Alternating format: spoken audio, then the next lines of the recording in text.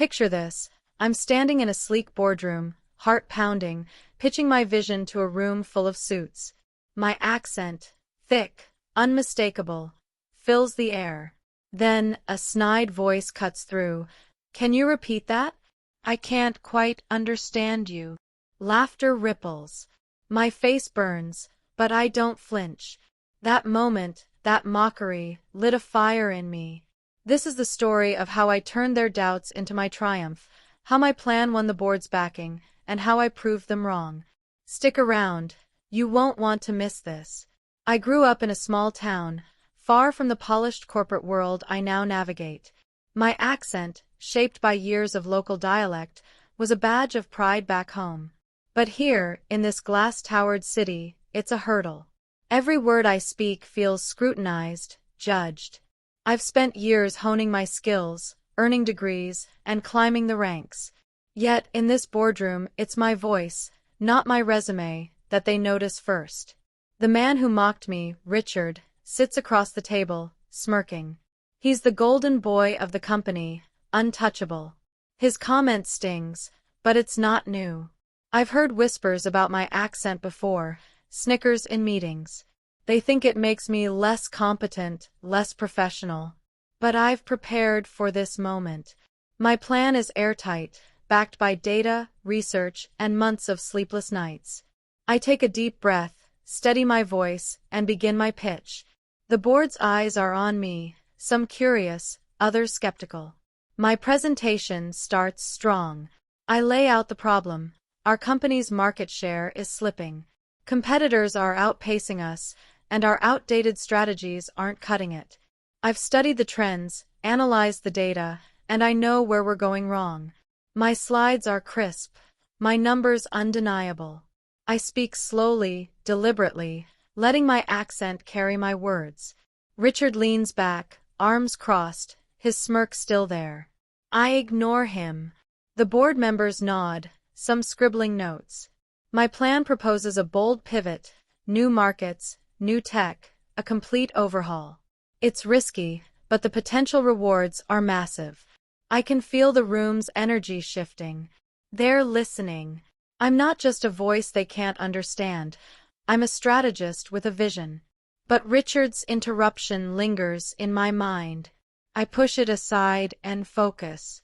Halfway through, I notice the CEO's expression, neutral but engaged. That's a good sign. I dive into the financials, projecting a 20% growth in 2 years if we act now. My accent doesn't waver, though my nerves do. I've practiced this pitch 100 times in front of my mirror, perfecting every inflection. Still, Richard's comment gnaws at me. I glance at him. He's whispering to a colleague, chuckling. It's a power play, meant to rattle me. I won't let it. I pivot to customer data, showing how our target demographic is shifting. My plan aligns with their needs, their values. The board's questions start coming, tough but fair. I answer with confidence, my accent ringing clear. For a moment, I feel unstoppable. But then Richard speaks up. I'm sorry, could you repeat that last point? It's a bit hard to follow. The room freezes. A few board members shift uncomfortably. I catch a fleeting smirk on his face before he masks it with fake sincerity. My blood boils, but I smile. Of course, I say, repeating the point with even more clarity. I won't let him derail me. The board moves on, but the tension lingers. I can sense some members questioning me, not my plan, but me. My accent. My legitimacy. I push forward, detailing the implementation timeline. Every step is mapped out, every risk accounted for. I've left no room for doubt. Or so I think. The room feels hotter as I near the end of my pitch. I'm laying out the final piece, how we'll measure success. Metrics, KPIs, milestones. I've anticipated every objection, every question. But Richard's earlier jab keeps echoing. I can't shake it. I glance at the board, searching for allies. The CFO, a woman who's always been fair, is nodding slightly. That bolsters me. I wrap up with a call to action. We need to move fast, or we'll lose our edge. The room is silent for a beat. Then the questions come, rapid fire, probing. I answer each one, my voice steady despite the pressure. Richard stays quiet, but his presence is a constant challenge. I'm fighting not just for my plan, but for my place here. The board takes a break, and I'm left alone with my thoughts. I replay Richard's comment, the laughter that followed. It's not just about my accent, it's about what I represent. I'm an outsider in their world, a woman who doesn't fit their mold. I've fought for every opportunity, every promotion.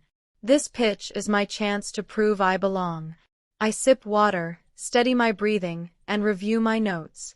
The second half of the meeting will be make or break. I know Richard will try to undermine me again.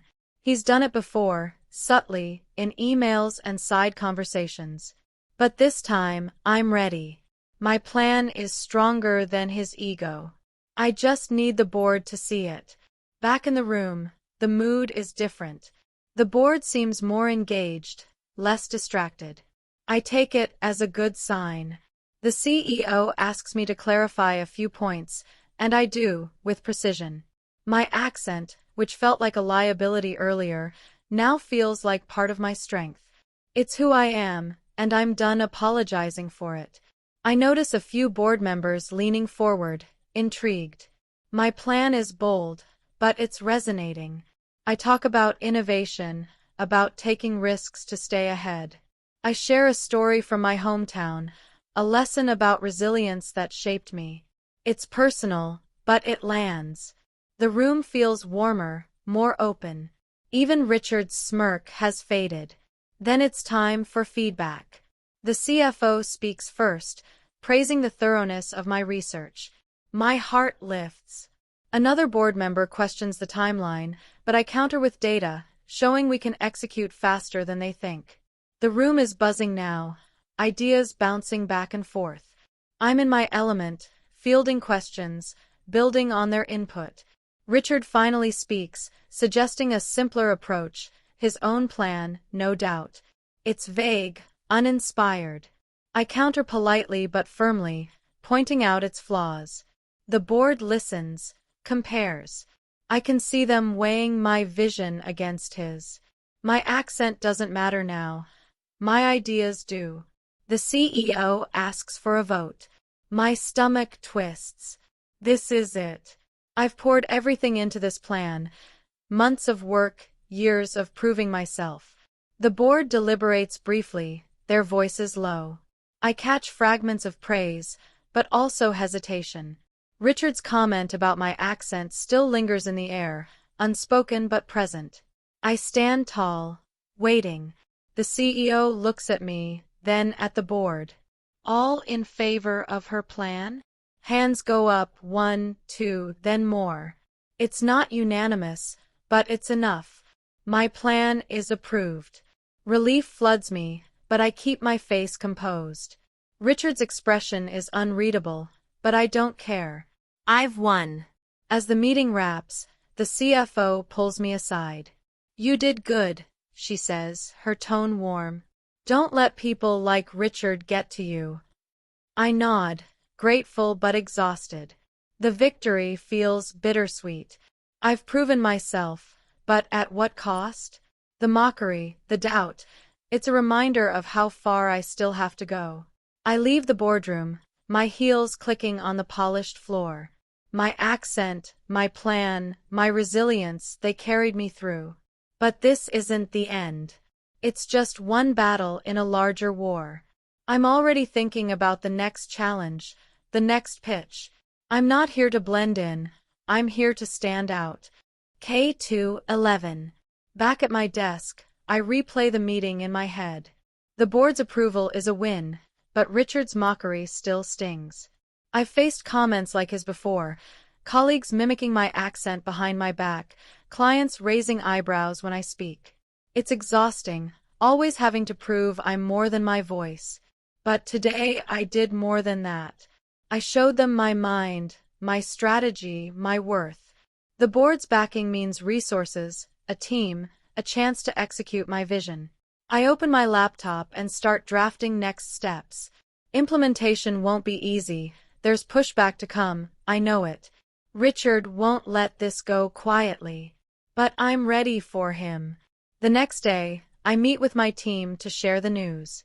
They're thrilled, buzzing with ideas. I lay out the plan, assigning roles, setting deadlines. My accent feels less like a barrier now. My team doesn't care about it. They trust me, and that trust fuels me. We brainstorm ways to refine the strategy, to make it even stronger. I encourage their input, knowing collaboration will be key. But in the back of my mind, I'm bracing for resistance. Richard's allies are still out there, whispering doubts. I've heard rumors of his own alternative plan circulating. He's not done trying to undermine me. I won't let him. Over the next week, I dive into execution. Meetings, emails, late nights. It's a grind, but I love it. My plan is coming to life, piece by piece. I'm in constant contact with the CFO, who's become an unexpected ally. She shares insights, warns me about office politics. Watch your back, she says one day over coffee. Richard's been talking to the board.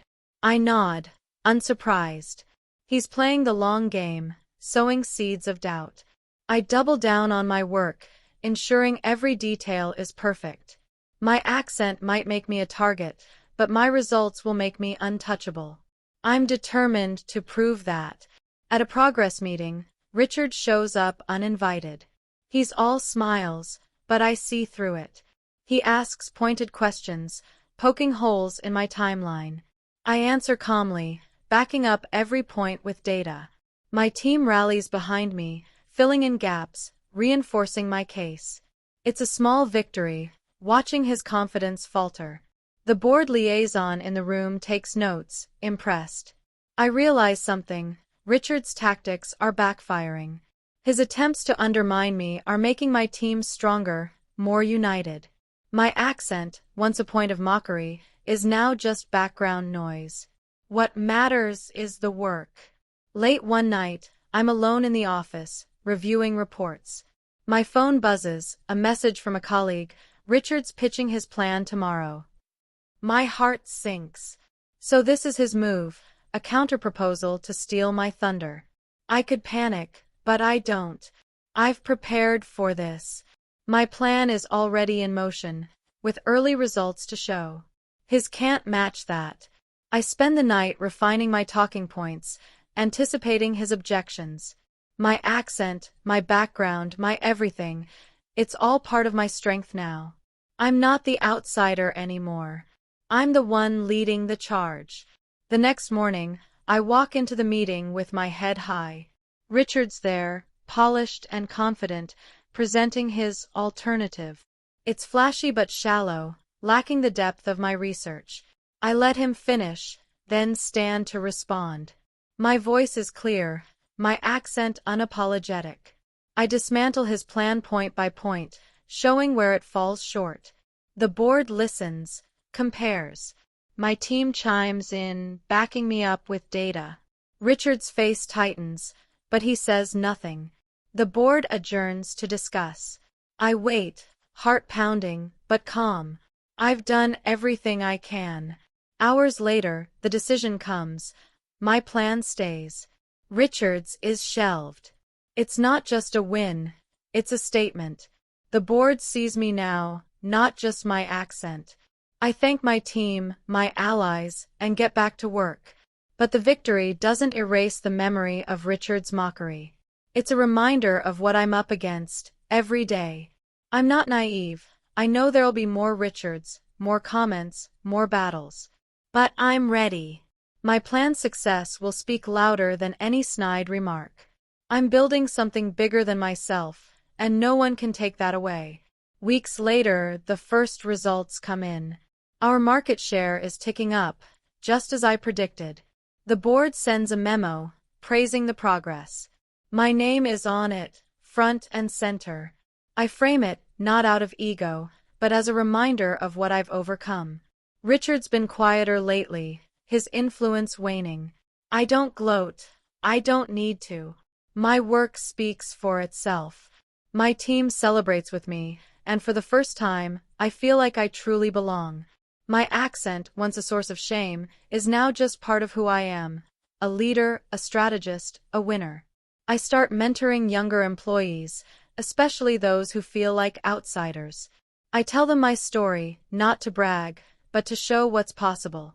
Your voice, your background, your differences, they're not weaknesses. They're your edge. I encourage them to speak up, to own their space. I see myself in them, the same fire, the same doubts. I want them to know they don't have to change who they are to succeed. My accent, my journey, it's proof of that. The board's backing was a milestone, but this, helping others, feels like my real purpose. Looking back, Richard's mockery was a turning point. It forced me to confront my insecurities, to own my voice. I'm not perfect, but I'm stronger for it. My planned success is just the beginning. There are bigger challenges ahead, bigger rooms to conquer. I'm already planning my next move, my next pitch. The corporate world is tough, but so am I. My accent isn't a flaw, it's a feature. And I'm going to keep using it, keep speaking, keep winning. The board backed me once. They'll do it again. Because I'm not just here to play, I'm here to change the game. Months pass, and the project is thriving. We're hitting every milestone, exceeding projections. The board calls me in for an update, and this time, there's no Richard to interrupt. I walk in, my accent filling the room, and present our success. The numbers speak for themselves. Growth, engagement, revenue. The board applauds, and the CEO shakes my hand. It's a moment of validation, but I'm already looking ahead. Success isn't a destination, it's a journey. I'm thinking about new markets, new strategies, new ways to push the envelope. My accent, once a point of mockery, is now just part of the package, a package they respect. I get an email from Richard, unexpectedly. It's short, almost curt. Good work. I stare at it, unsure how to feel. Is it genuine? A tactic? I don't dwell on it. His approval doesn't matter anymore. I've outgrown his shadow. My focus is on the future, scaling the project, mentoring my team, building a legacy. My accent, my roots, my resilience, they've carried me this far. I'm not stopping now. The corporate world is full of Richards, but it's also full of opportunities. I'm here for the latter, and I'm ready for whatever comes next. At a company-wide meeting, I'm asked to speak. The room is packed, hundreds of eyes on me. I share our project's success, my accent ringing clear. No one laughs. No one interrupts. They listen, they applaud. Afterward, colleagues approach me, sharing their own stories of feeling out of place. I realize my win isn't just mine. It's theirs, too. I've become a symbol of what's possible when you don't let others define you. My accent, once a source of doubt, is now a source of pride. I'm not hiding it anymore. I'm amplifying it. The board offers me a promotion, a bigger role, more responsibility. I accept, but not without reflection. This isn't just about climbing the ladder, it's about paving the way for others. I think about my younger self, the girl with the thick accent who dreamed of making a mark.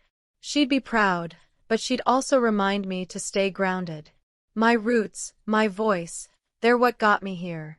I meet with my team, sharing the news.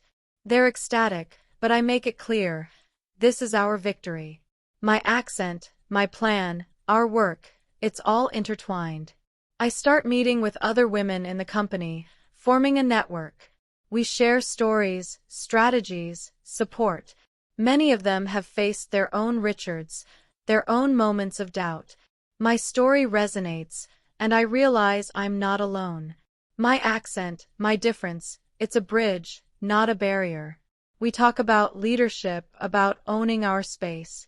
I encourage them to embrace their voices, literal and figurative. The corporate world isn't built for us, but we're reshaping it. My planned success is proof of that, and I'm determined to keep pushing. One day, I get a call from a young intern. She's nervous, her accent thick like mine was years ago. She's struggling, feeling out of place. I meet her for coffee and listen.